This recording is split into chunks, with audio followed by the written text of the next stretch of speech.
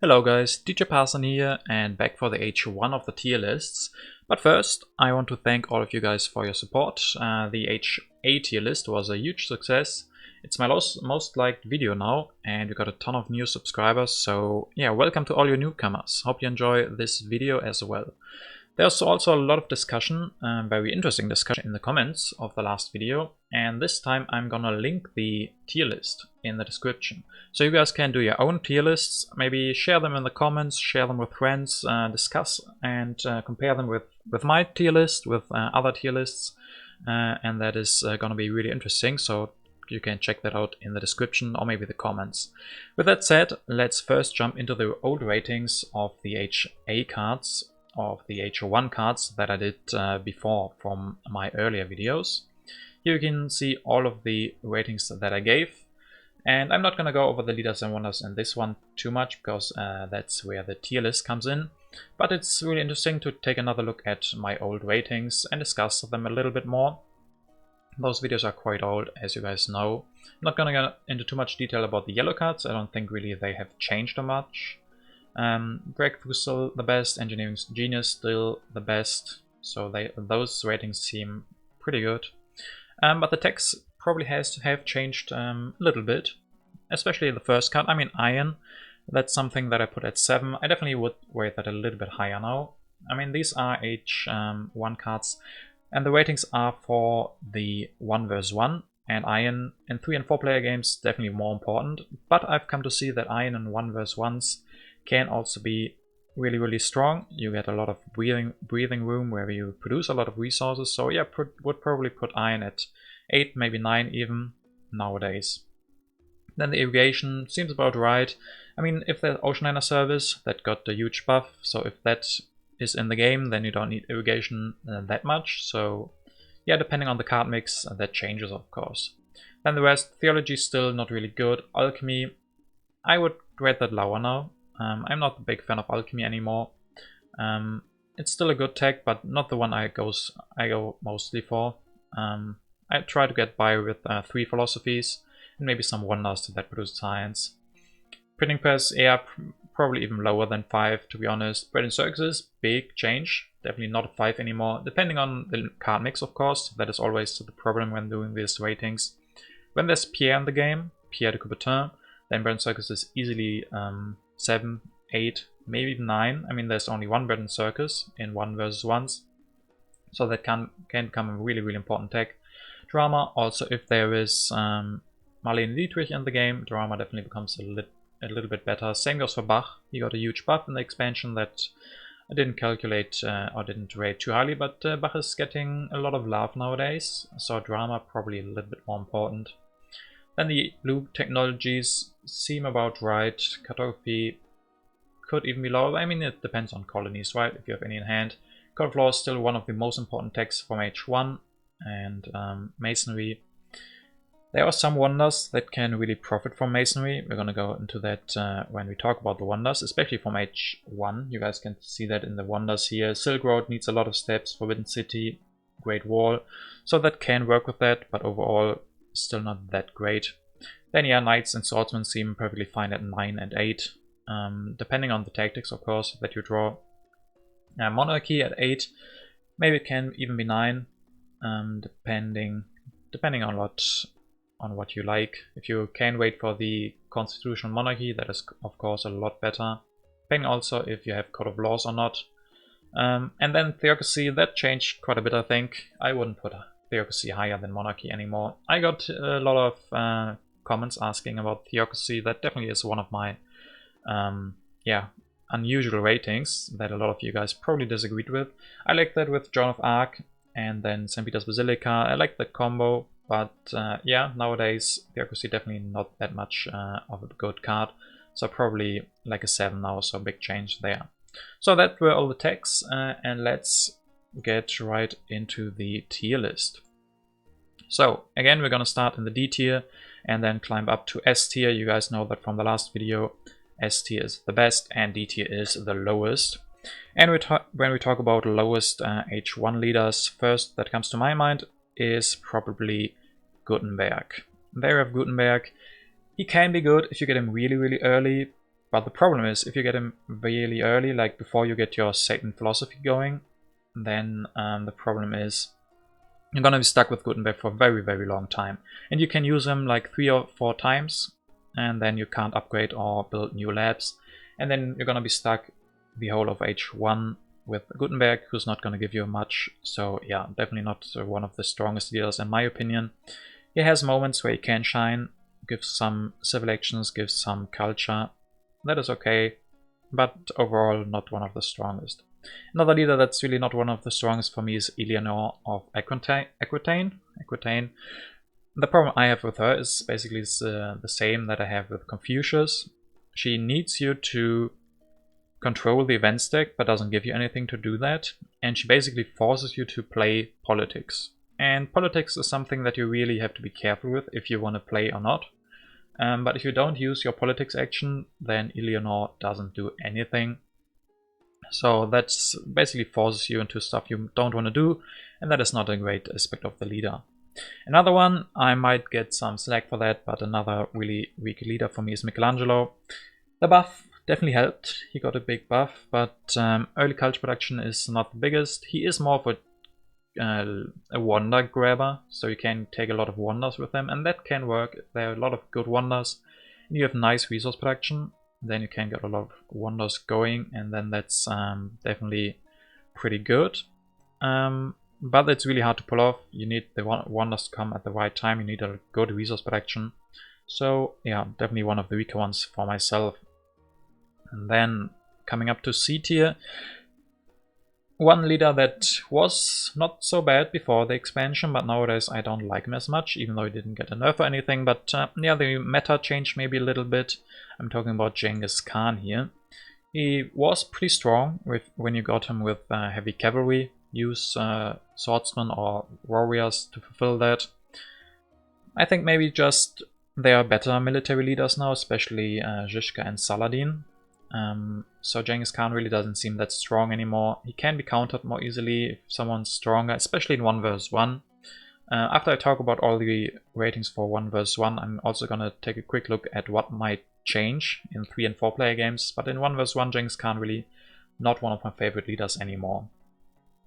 And then another one, Frederick Barbarossa. He can have those games where he works really, really awesome, and those games are pretty rare, so I think C tier is pretty good for him. He can be very bad, and he has some games where he's gonna be strong, but you need a good setup for him. The best setup that I like with him is Colosseum, that gives you military actions and happy faces, because Barbarossa needs a lot of military actions because, well, you're gonna build a lot of military, and happy face because you have a lot of population, so that wonder is really perfect for him. And you can make that work. You can maybe try him out. He's if he works, he's a lot of fun, can pressure the opponent really, really harsh. So he's definitely a fun leader to play with, but he changes your whole game plan and is not one of the strongest in most positions. Another one that is not really that strong, but always okay, I think, is Isabella. I struggled if I would put her in C or B tier. You can always pick her up. She doesn't have any special things that you need to fulfill to make her work. 1 resource production isn't bad. She isn't the most, but then also the blue tokens for the corruption issues and everything. And then if there are colonies, then she can work as well. So if you played some colonies before, she gives you even a little bit more bonus, but mostly she's a leader that you can just pick up and she works. And that is not true for Barbarossa or Genghis Khan. But then Isabella's upside also isn't that high, so I think C tier is where she belongs. So going up to B tier, those B leaders, ones that I'm almost always happy to get, but not excited about mostly. First, Joan of Arc.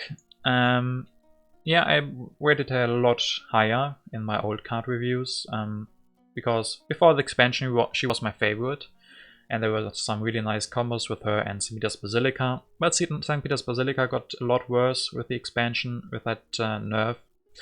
So yeah, Joan of Arc not that strong anymore. I don't like Theocracy that much anymore, so that synergy goes away with Joan of Arc. But she's still good. Military action, culture, some strength from temples, and then also the event stack control because you can see the top card. She gives you a lot of different stuff. So definitely something that you can pick up. There are just some leaders who are better, but I never feel bad when I pick her up, especially if I have 1 or 2 religions. Then she's definitely a very strong leader. So next we have Nostradamus, who, and in the beginning, I don't know, I don't use him that much. I think in 1 vs 1 mostly the problem is that you want to be the strongest. You don't want to just be the weakest. So I think he's definitely more of a 3 and 4 player leader, but he's still strong, can give you early culture, give you knowledge of the event stack, that is really important, what your opponent plays into that.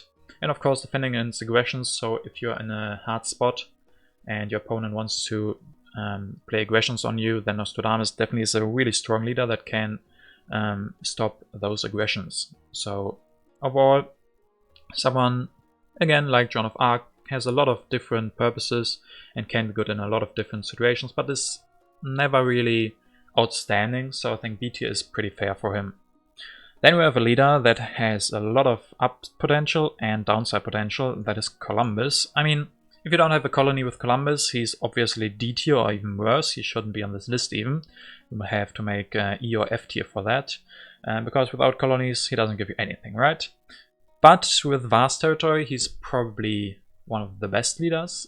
With vast territory 1, probably A tier, maybe S tier even. But there's always the problem, right? If you have those cards, he's very good, but then we can't always think about the leaders in their best position. So I think B tier is perfectly fine for him, because he's gonna have games where he's really good, and then games where he doesn't have the right territories, then he's not good. Another leader that could also go up to A tier, that is Leonardo da Vinci. A lot of people still like him quite a lot. With alchemies, he gives you a lot of science and resources, and that is the 2 most important things in the beginning. I don't put him in A tier, mostly because I don't use him as much, because I don't like alchemies that much. I talked about that before, and you guys know that. I like to go 3 philosophy, then you have 3 science production, maybe you have the Universitas of Carolina, get 2 more science from that, maybe have Roman roads for extra science, or the Library of Alexandria. So I try to get science from other sources and skip the alchemy, and then immediately go for the scientific method. So I try to skip alchemy, and then Leonardo doesn't work. If you go for alchemy, he's still really strong, maybe A tier. But since I try to skip that most of the times, I couldn't really put him in A tier. But if you like alchemies, definitely a good leader. So coming up to A tier, and only 2 leaders left, I think you guys mostly know where this is going. In A tier, a new leader, that is Saladin. Really strong.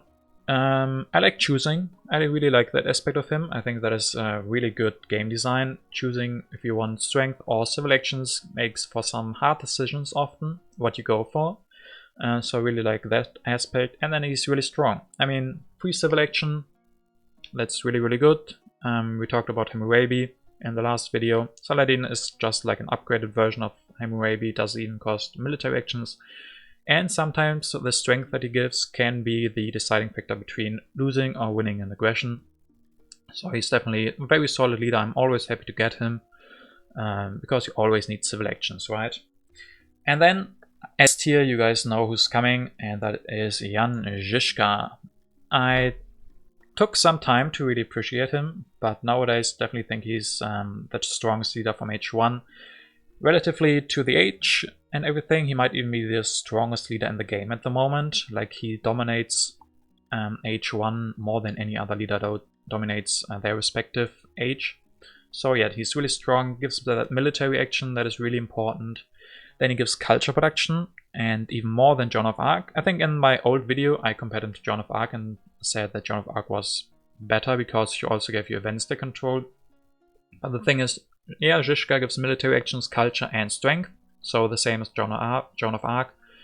But Žižka just gives more culture usually and more strength, and makes for some really strong combos, especially with Sun Tzu and everything. You guys know Žižka can really dominate those games. When you played against him before and he suddenly pulls off so much strength with so little units, that is definitely one of his the moments where you realize how strong he can be. There can be games where he's bad. If you don't have a tactic, then he doesn't really do anything for you. I mean, military action, that's okay, but yeah, he's definitely my favorite leader from H1. So those are the leaders, and let's talk a little bit about what would change for the leaders if we are in 3 and 4 player games. I would think that Nostradamus definitely becomes better. I would put Nostradamus in A tier then. If you get him early, you get a lot of information about the event stack, and there's just more event stack, right, in 3 and 4 player games, because more politics get played.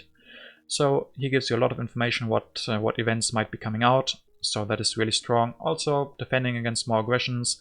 Not being the weakest is often more important than being the strongest, because often you want to ride the middle.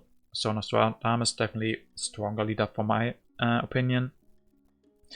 Then, I mean, Genghis Khan maybe. He's generally easier to pull off in 3 and 4 player games, because, I mean, more so in 3 player games, right? In 3 player games you just have to be one of the 2 strongest to get the extra culture.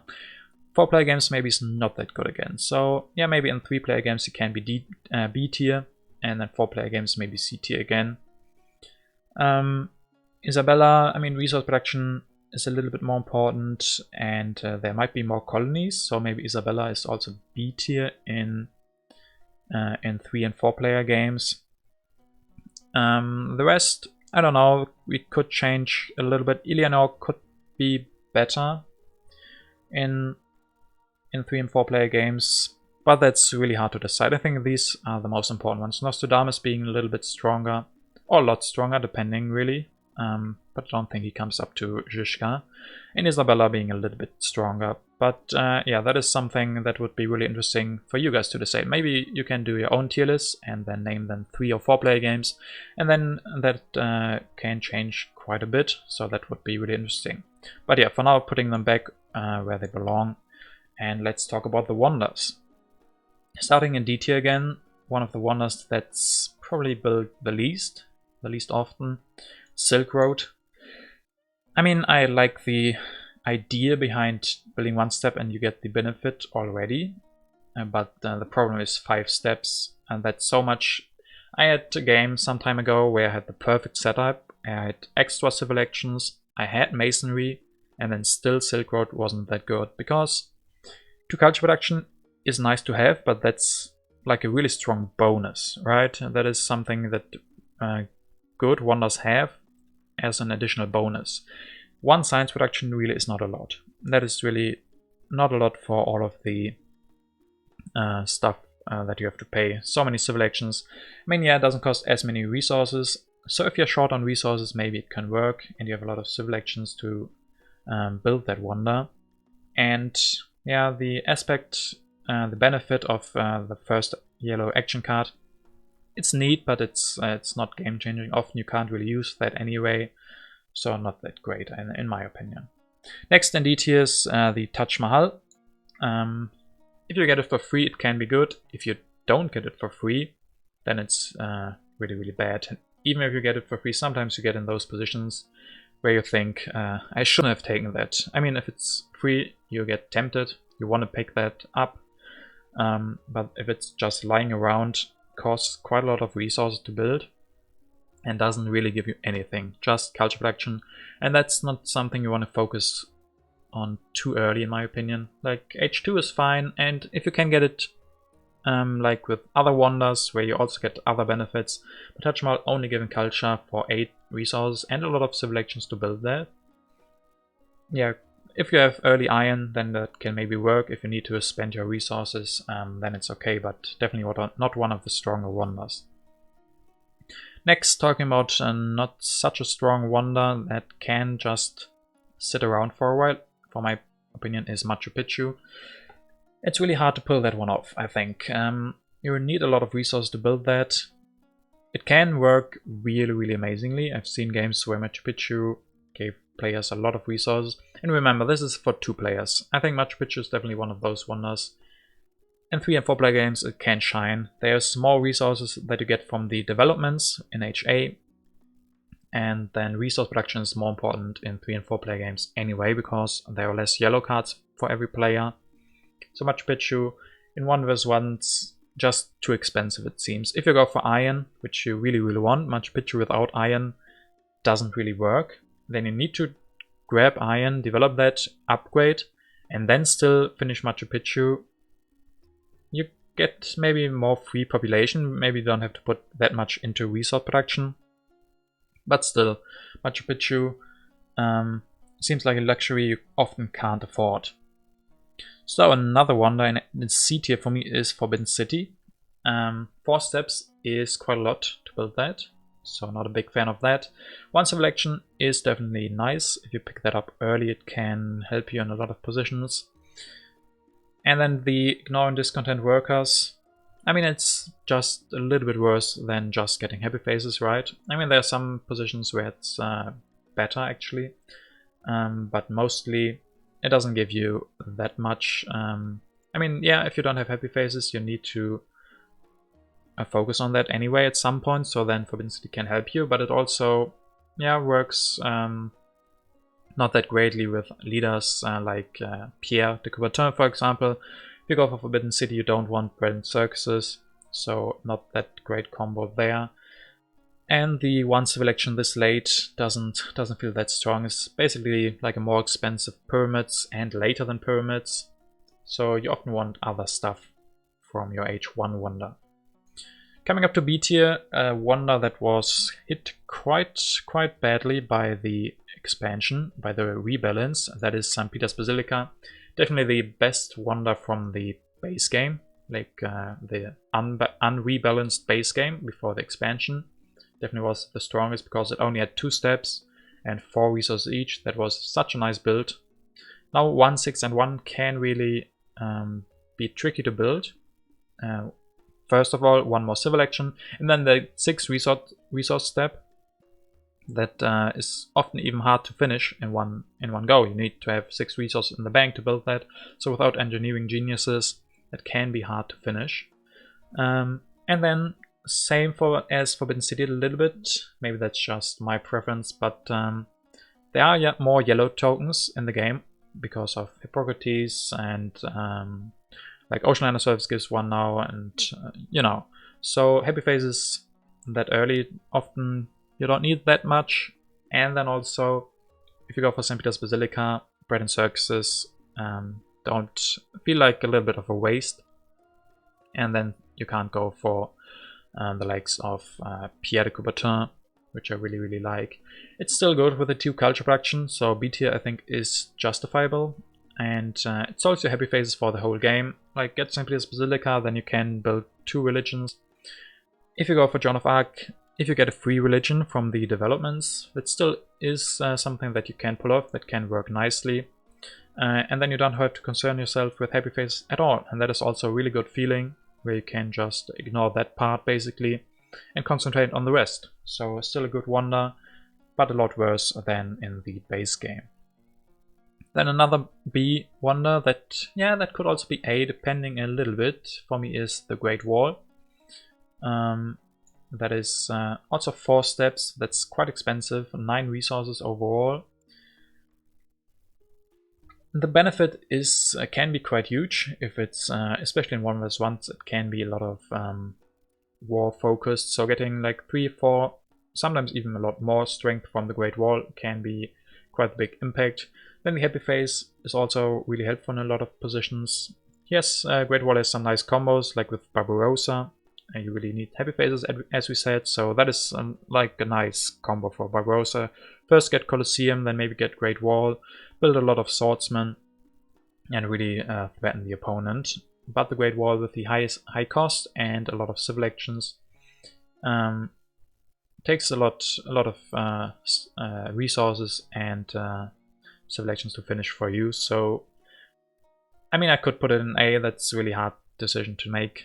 Probably depends a lot on what is in the deck, what leaders and wonders. What's your game plan basically? Do you need the happy face or do you have enough already?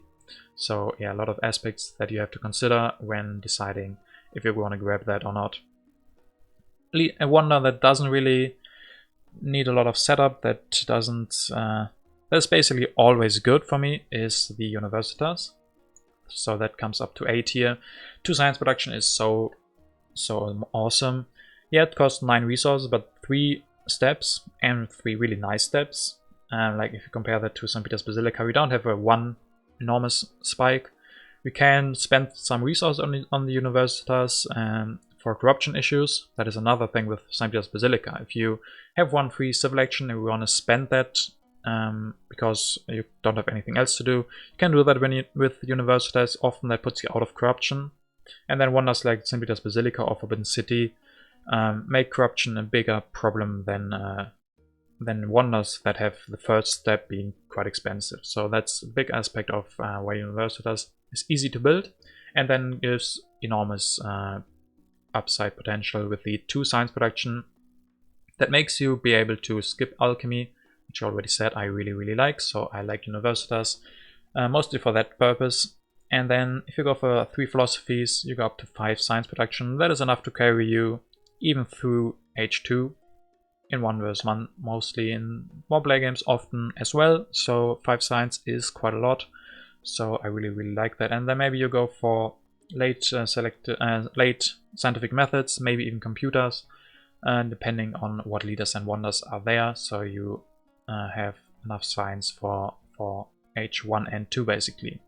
And then coming up to S tier, the definitely best wonder in H1 is Magic Castle. That is again for 1 vs 1s. All of these ratings are for 1 vs 1. Definitely a little bit different in 3 and 4 player games. But in duels, Magic Castle is so strong. Strength matters so much, and Magic Castle gives 3 culture production. I think that is one of the biggest upsides. And I've heard that during the beta, the testing phase for the expansion, it used to have 1 culture, and then in the end they decided to give it 2 because it didn't seem strong enough. But 2 culture production is quite a lot, and then you can defend that culture that you're producing with the Magic Castle. 2 strength just for the wonder is good. Is good for the impact, is good for the aggressions, maybe some events that you're gonna win with that. And also always being safe from aggressions basically. Like in 1 vs 1 you never want to be so much behind that you can't defend with the Magic Castle. So that is a really awesome feeling. The others also get discouraged to go for aggressions against you. So even if you can't, even if you don't sacrifice the unit, having the Magic Castle already discourages others to play aggressions on you, so that is a big bonus. And then it can also be used for attacking. That is the big part, and especially in 1 vs 1s, often it comes down to 1 big war in the end. That can be deciding, not always. But what can be very important is preparing for that war. So in the end it's often a lot of math, right?